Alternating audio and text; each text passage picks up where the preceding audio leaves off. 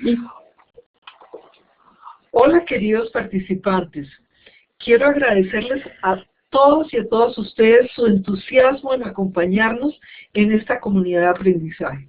Ya estamos en la recta final. Hoy vamos a tener la presentación de sistemas de protección de los derechos de los niños y la ruta de denuncia. Esta ruta de denuncia nos la va a presentar Mónica Núñez López. Mónica es la responsable nacional del programa de clubes en Child Fund de Bolivia, en la Oficina Nacional de Child Fund Bolivia.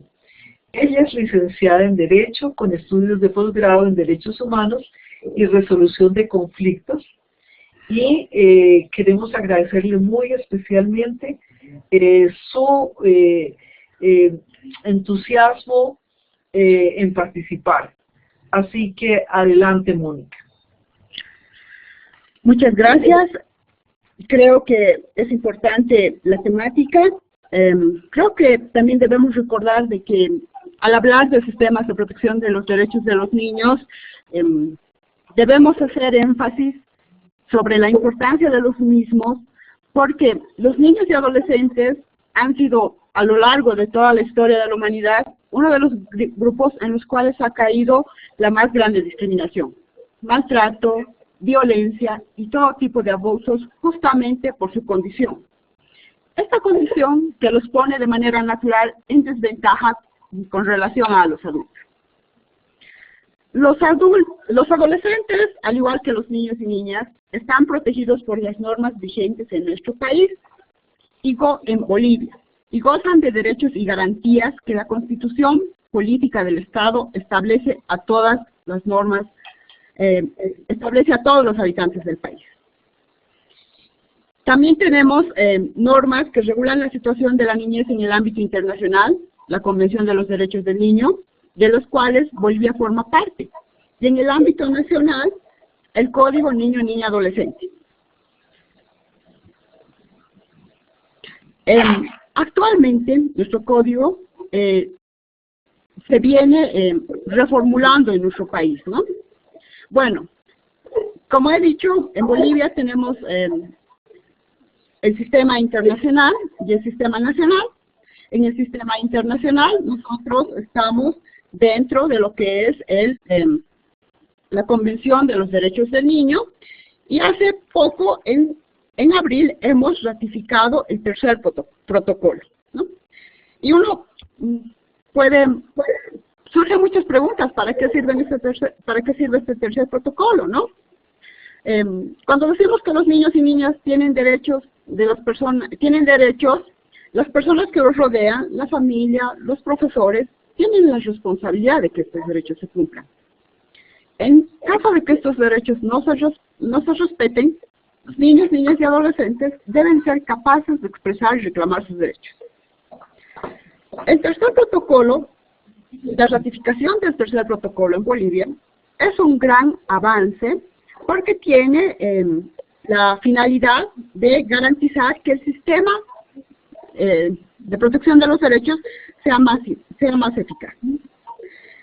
Tiene la intencionalidad de promover los tres principios rectores de la Convención, que son el interés superior del niño, la participación infantil y la no discriminación. El tercer protocolo básicamente sirve para que los niños y niñas y adolescentes que no encuentran atención a sus denuncias sobre vulneración de sus derechos acudan a instancias internacionales, pero uno de los requisitos es que las instancias nacionales se hayan agotado. El tercer protocolo cubre el vacío que antes tenía la Convención, pues era el único tratado internacional de derechos humanos que no contaba con un procedimiento de comunicación que garantice la executividad de los derechos de los niños. Pero ¿cómo funciona este tercer protocolo? Básicamente tiene dos procedimientos: el procedimiento de comunicaciones y el procedimiento de investigación. El procedimiento de comunicaciones se establece para que las personas o grupos de individuos puedan presentar sus quejas directamente al comité. Puede ser una persona que diga que pueda ser víctima de la violación o puede presentar a nombre de un grupo de personas. Un requisito importante es para que estas quejas se refieran a derechos que estén dentro de instrumentos dentro de nuestro país. En nuestro caso sería la Convención de los Derechos y los dos protocolos facultativos previos al tercer protocolo. Una vez recibidas las quejas, el comité analizará las comunicaciones y va a emitir unas, antes de llegar a una conclusión sobre el tema de fondo, puede solicitar que se apliquen medidas provisionales para proteger al niño o a la víctima de la presunta violación. Una vez que se ha admitido la comunicación, esta comunicación de posible violación se pone en conocimiento del Estado, que debe ser parte de la Convención, y el Estado, a la mayor brevedad posible, deberá presentar explicaciones o declaraciones por escrito en la que aclare qué ha ocurrido, es decir, aclare cuál es el hecho y qué vías de solución se han ofrecido a la víctima o víctimas, ¿no? En una sesión privada, el comité va a examinar las comunicaciones y luego hace llegar su decisión a las partes interesadas. Puede emitir simplemente la decisión o puede emitir algunas recomendaciones. Además de realizar esto, lleva adelante acciones para que se llegue a una solución amigable y con eso se pone fin a la comunicación, ¿no? Luego se hace un seguimiento que consiste en que antes de los 6 meses los estados deben responder a la decisión que ha emitido el comité y deben responder también a las recomendaciones si es que han habido, ¿no? La segunda parte del procedimiento de comunicaciones, la primera las comunicaciones individuales, la otra las comunicaciones, el procedimiento de comunicaciones entre estados. Los estados también pueden presentar comunicaciones al Comité de los Derechos del Niño, siempre y cuando estos aleguen que un estado parte de la convención no cumple con las obligaciones establecidas en la Convención de los Derechos del Niño. Entonces, igual, el Comité de Derechos del Niño pone sus buenos oficios a disposición de los estados partes para llegar a una solución amigable. El procedimiento de investigación consiste en investigar las denuncias, como hemos explicado, ¿no? En Bolivia tenemos también un sistema nacional que sirve para la protección de los derechos del niño.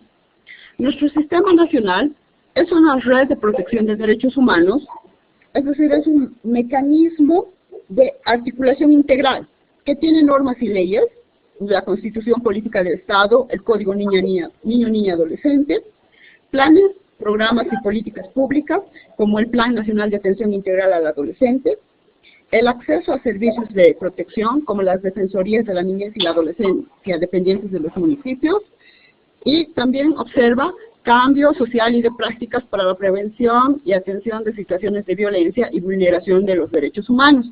Básicamente son procesos de sensibilización que llevan adelante las distintas instancias, que son los servicios de protección, las defensorías, pueden ser la fiscalía, pueden ser la policía, ¿no? Este sistema nacional se basa en el enfoque de un entorno protector de los derechos de los niños y las niñas. Hace hincapié en la prevención y en la atención, y también en la rendición de cuentas de los gobiernos locales, regionales y nacionales. Está buscando mejorar la eficacia de las intervenciones mediante la mejora de las capacidades nacionales y departamentales, y lo que trata de hacer es disminuir este problema tan grande, ¿no? Pero ¿cómo es la ruta crítica que deben seguir las diferentes instancias ante la identificación de una posible vulneración de un derecho? Una vez que hemos identificado un caso, lo que se debe hacer es presentar la denuncia en instancia pública. puede ser a 3 instituciones: la Defensoría de la Niñez y la Adolescencia, dependiente del municipio, la Fiscalía o el Ministerio Público, y la Policía, básicamente en su sección que se llama la Brigada de Protección a la Familia.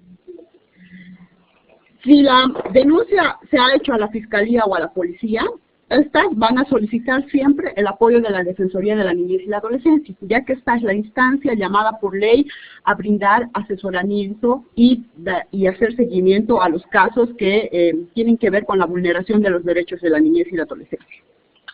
De acuerdo a las medidas, de acuerdo al caso, se toman medidas de emergencia para proteger a los niños y niñas. Estas medidas pueden ser, por ejemplo, salida temporal del hogar o pérdida temporal de la tutela sobre la víctima, ¿no? A la par se solicitan informes técnicos biopsicosociales al equipo de la Defensoría y, de ser necesario, al equipo de la Fiscalía, al médico forense. Y con estos informes técnicos se determina la estrategia a seguir para resolver el caso. Lamentablemente, y a pesar de que la ley así no lo permite, tenemos 2 salidas. La primera es iniciar un proceso ante autoridad competente, es decir, llevar el caso a juicio o llevar ante la vía administrativa.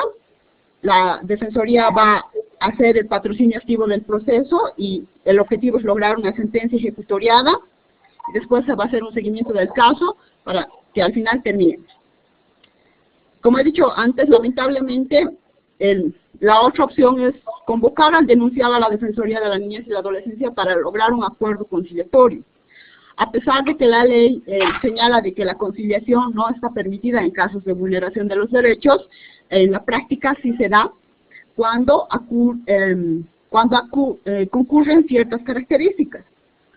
Por ejemplo, si existe por parte del vulnerador del derecho la intención de restituir el derecho vulnerado, si el vulnerador muestra señales de arrepentimiento frente a la situación, entonces también se puede conciliar.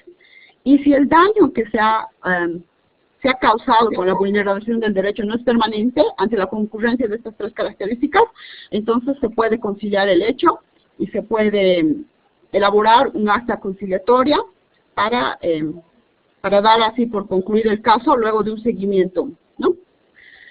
Esta ruta, que es la que llamamos ruta crítica, no tiene plazos, porque al ser la Defensoría una instancia municipal, la ley deja a los municipios la autoridad para que dispongan los plazos.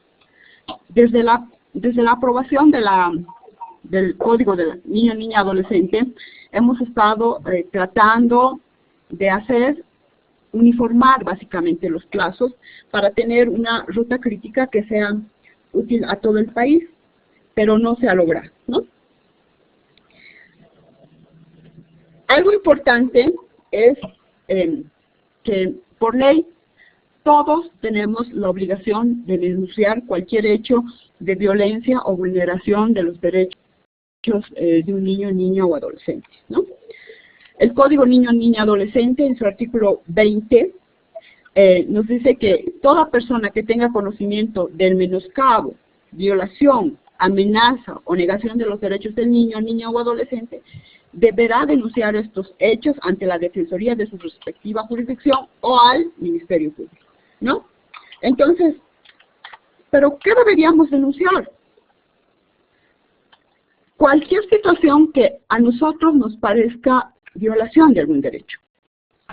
Agresiones físicas, abandono infantil, explotación sexual comercial, trata y tráfico de personas, explotación laboral, o cualquier situación que nosotros percibamos que pone en riesgo la vida de un niño, niña o adolescente. ¿Ante quién podemos denunciar? Como he dicho, la instancia determinada por ley es la Defensoría de la Niñez y la Adolescencia. Los juzgados de la niñez y la adolescencia también son es una de las instancias ante las cuales se puede denunciar. La Fiscalía o el Ministerio Público y la Brigada de Protección a la Familia.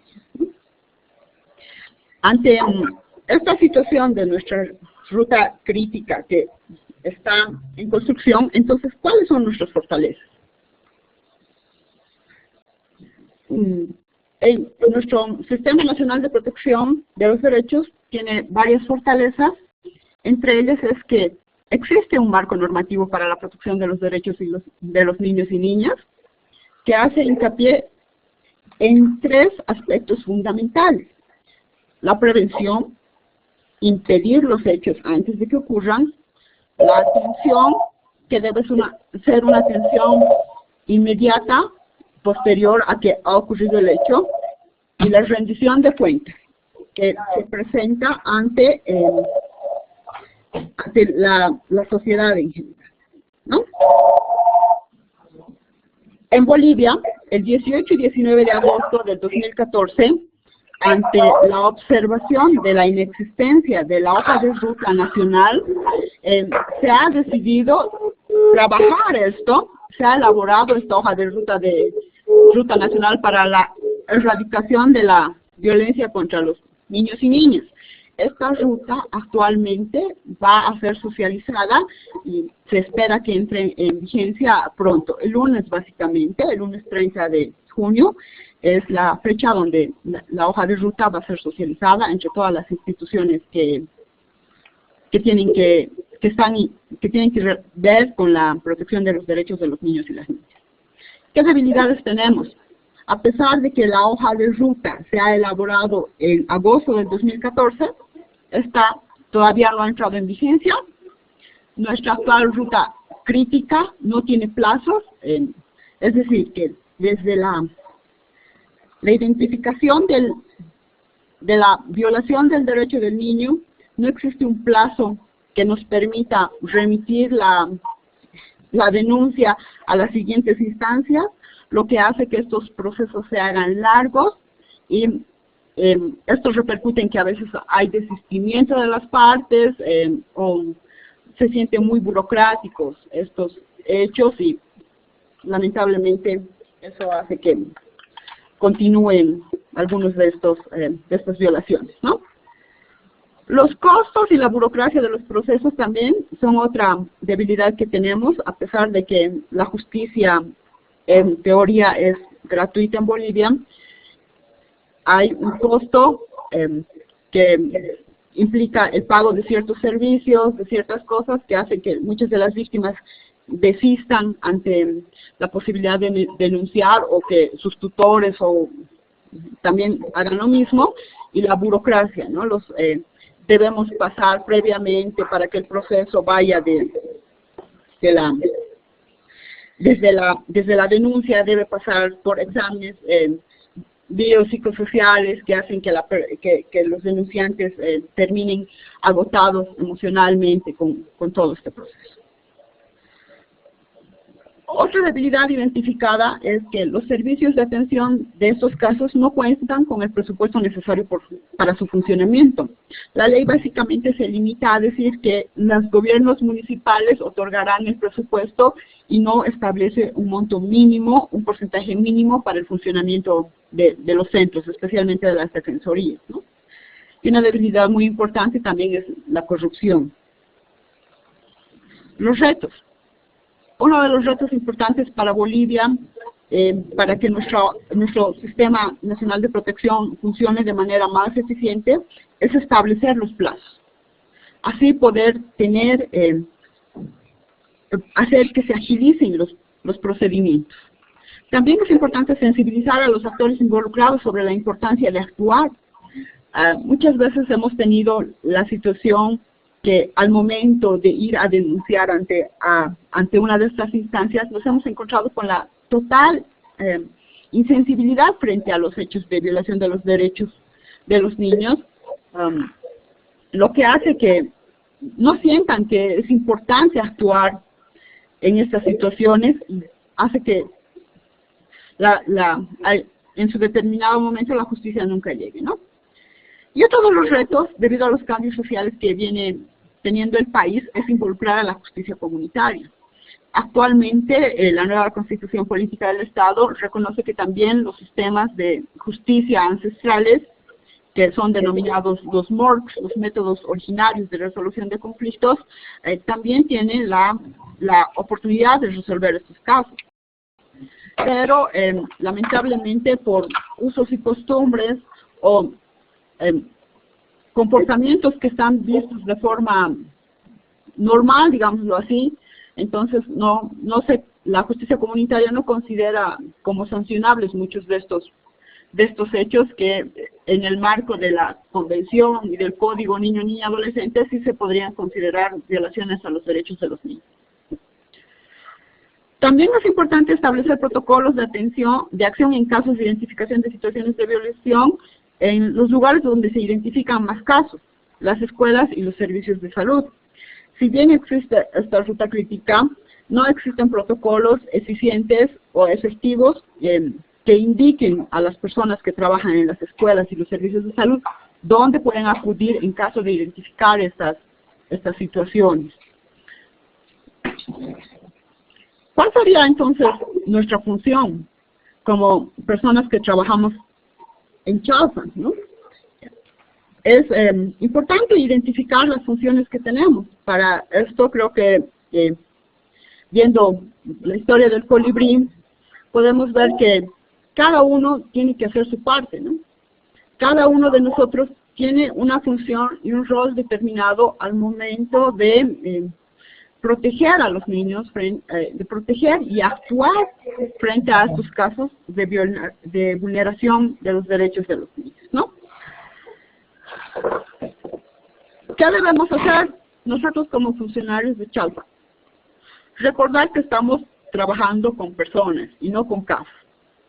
En la práctica, muchas veces olvidamos que el caso de vulneración de un derecho, vaya a ser explotación laboral u otro caso, lo vemos simplemente como eso, como un caso. Nos olvidamos de que dentro de este proceso están involucradas personas, niños y niñas, ¿no? También debemos asegurarnos de que el niño o niña no está en riesgo, ya no corre peligro de volver a ser víctima de estos hechos. Algo también muy importante para tomar en cuenta es que debemos manejar el caso de forma discreta. Es importante evitar comentarios, hacer público en algún caso, hacer público el hecho de alguna manera y no revictimizar a la víctima. ¿Cómo vamos a evitar revictimizar a la víctima? Haciendo que evitando que volviendo a preguntarle constantemente qué es lo que ha ocurrido, tal vez para indagar, presionar si es que esa persona, si no nos contesta algunas preguntas que hemos hecho, o a veces también tratándolo de forma diferente, ¿no? Dentro de nuestros espacios de trabajo o fuera, o realizando insinuaciones que tal vez les recuerden el hecho, o en algunos casos, al tratar de protegerlo, también lo aislamos, ¿no? Nuestra función también es escuchar y no juzgar. También es no entrar en pánico. Ante la denuncia de un hecho tan importante, debemos tener claros los pasos a seguir. Y esto también nos va a ayudar a no entrar en pánico. Y principalmente, recordar que nuestra función es hacer seguimiento de la actuación de las autoridades competentes. No es denunciar. Nosotros no somos un organismo que lleva adelante los juicios, o nosotros no tenemos las competencias que tienen las instancias llamadas por ley, que vendrían a ser la Defensoría, la Policía o la Fiscalía. ¿Mm? Es importante recordar esto, porque en nuestro trabajo constantemente, muchas veces vamos a encontrarnos con estas situaciones. Muchas gracias.